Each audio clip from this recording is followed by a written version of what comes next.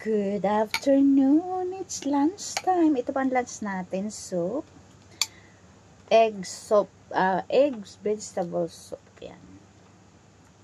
Wala po siyang meat or anything. Egg lang at saka gulay. Carrots, carrots, tapos yung leek, tapos yung ano nga ba to?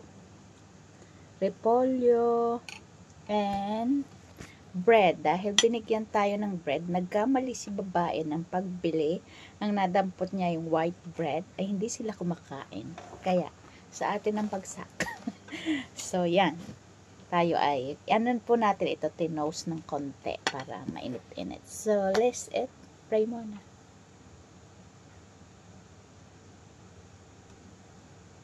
Amen. Soup.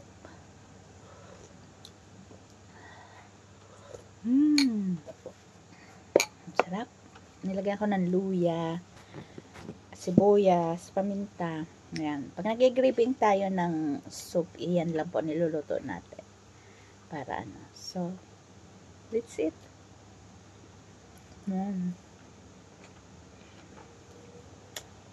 Proof na talagang nagda-diet tayo. Actually, lagi naman pong healthy ang kinakain ko. Yun nga lang, pag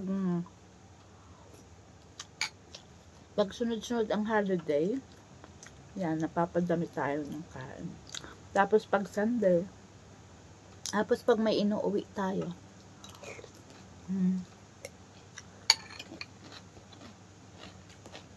sarap. Diba? Yan. Bali, itong soup na to, nilagay lang natin sa freezer. Nagluto tayo last time.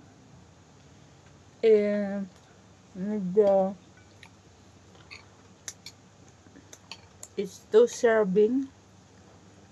So, nilagay muna natin sa freezer para pag gusto natin ng soup. Hindi.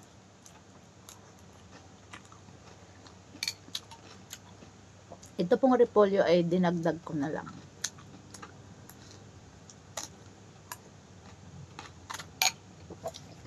Kaya very crunchy. Kayo po, anong inyong lunch? Sarap.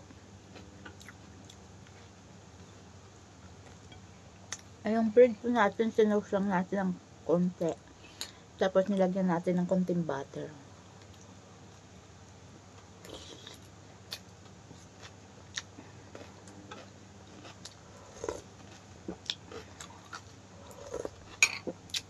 So, enjoy ko na po muna, Thank you for watching. Ayan.